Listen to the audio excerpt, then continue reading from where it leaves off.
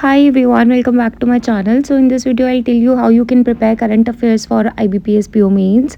I will be telling you according to my experience जितने भी मैंने IBPS PO mains दिए हैं एंड किस टाइप के क्वेश्चंस आते हैं, कौन से टॉपिक्स इंपॉर्टेंट होते हैं, प्लस जो मिस्टेक्स मैंने करी थी जिसकी वजह से मेरे बहुत गंदे मार्क्स आए थे वो भी मैं आपको इस वीडियो में बताऊँगी. आई एम ऑल्सो ट्राइंग कि मैं वो मिस्टेक्स फिर से रिपीट ना करूँ because this time it is very important to clear this exam.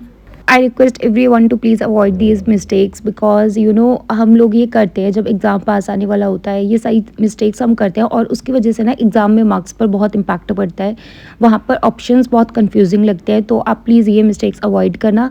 सबसे पहले बात करते हैं आपको कितने मंथ्स के करंट अफेयर्स करने चाहिए IBPS PO मेंस के लिए. दो आई एम नॉट एक्सपर्ट, मैं कोई एक्सपर्ट नहीं हूँ, मैं बस अपने एक्सपीरियंस के बेसिस पर आपको बता रही हूँ. See RRB PO mains, RRB clerk mains के बेसिस पर आप IBPS PO mains current affairs prepare मत करना, क्योंकि RRB में जिस टाइप के क्वेश्चंस आते हैं ना वो IBPS PO मेंस में नहीं आते हैं. RRB में देखा हम लोगों ने कि कितने पुराने पुराने current affairs. I remember RRB PO mains पे एक क्वेश्चन वो आया हुआ था जो मैंने SBI क्लर्क मेंस के टाइम पे पढ़ा था, लेकिन मुझे ऑप्शन याद नहीं था, आंसर याद नहीं था, वो बात अलग है.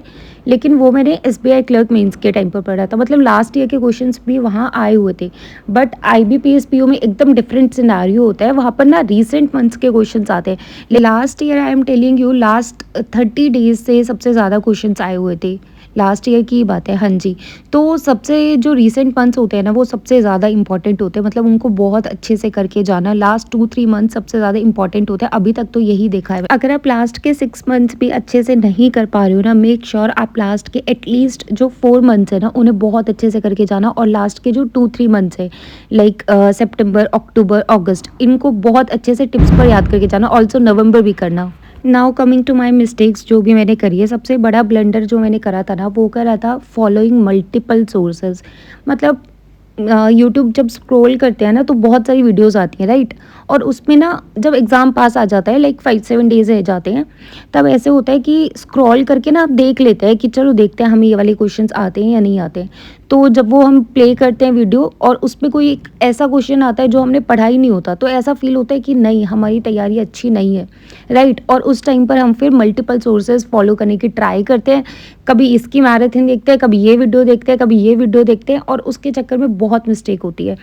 मेक श्योर आपने जितना पढ़ा है ना वही बेस्ट है, आप उसी का रिवीजन करो कम से कम 10 बार. आप मल्टीपल सोर्सेज फॉलो मत करना. जो भी सोर्स आपने अभी तक फॉलो करा है या अभी आप फॉलो कर रहे हो, आप उसी को फॉलो करना एंड ट्रस्ट योर सोर्स कि मैं जो पढ़ रहा हूँ वही बेस्ट है. उसके अलावा आपको कहीं ना नज़र भी नहीं मारनी है, क्योंकि वो कन्फ्यूजन ही क्रिएट करेगा. नेक्स्ट मिस्टेक, मतलब ये भी मुझे बहुत टाइम वेस्ट लगा, कि नोट्स बनाना. छोटे बच्चे की तरह नोट्स मत बनाओ बैठकर, ये मुझे लोगों ने बोला भी था. बट आई वॉज लाइक नहीं नहीं, मुझे तो लिख कर याद होता है, मैं तो सब कुछ लिखूंगी तभी मुझे याद होगा. और उसने मेरा इतना टाइम वेस्ट करा है, लाइक जितनी देर में मैं बहुत सारी रिवीजन कर सकती थी ना, मैं उसको बैठकर लिखती ही रहती थी. तो वो टोटल टाइम वेस्ट है, नहीं लिखने चाहिए. आप उस टाइम में 10 बार उसे रिवाइज कर लोगे ना वो बेस्ट होगा आपके लिए. आप मत लिखो उसको. सोचो ना, आप जितना टाइम लिखने में लगा रहे हो उतनी बार रिवाइज कर लो, आपको तब भी याद हो जाएगा. ये बात मुझे अब समझ आई. तो नोट्स बनाने में इतना टाइम वेस्ट हो जाता था जिसकी वजह से रिवीजन अच्छे से नहीं हो पाता था. लाइक जितना होना चाहिए ना वो नहीं मैं कर पाती थी. तो रिवीजन करना बहुत बहुत इंपॉर्टेंट है. अभी मैं क्या करती हूँ कि PDF से पढ़ लिया, उसके बाद स्मार्टकीड़ा CA मॉक ड्रिल से क्विज अटेम्प्ट कर लिए. मुझे फ़र्क नहीं पड़ता कि मैं गलत कर रही हूँ या सही कर रही हूँ, लेकिन मैं वो क्विज़ अटेम्प्ट कर रही हूँ ना वही काफ़ी है, क्योंकि उसी से वो क्वेश्चन मेरे दिमाग में बैठ जाएगा कि अच्छा ये क्वेश्चन ये है, इसका आंसर ये है. और लास्ट में जब आप एनालाइज करोगे उसे, सॉल्यूशन को डिटेल में रीड करोगे, स्मार्ट पॉइंट्स को पढ़ोगे, तो वो चीज़ आप कभी भूलोगे नहीं. तो मेक श्योर आप पहली बात तो एक ही सोर्स को फॉलो करना, एक PDF सोर्स, एक वीडियो सोर्स, और लास्ट में किसी की भी ऐसे ऐसे वीडियोस मत देखना, वो कन्फ्यूजन ही क्रिएट करेगा. नेक्स्ट, नोट्स मत बनाना, मैं यही कहूँगी. बाकी इट्स योर चॉइस, क्योंकि सब अपने अकॉर्डिंग करते हैं. थर्ड, रिवीजन बहुत अच्छे से करना. Next, coming to important topic, सी सबसे इम्पॉर्टेंट है IBPS PO के लिए. अभी तक मैंने जो देखा है कि बैंकिंग न्यूज़ के क्वेश्चंस बहुत सारे आते हैं RBI रिलेटेड.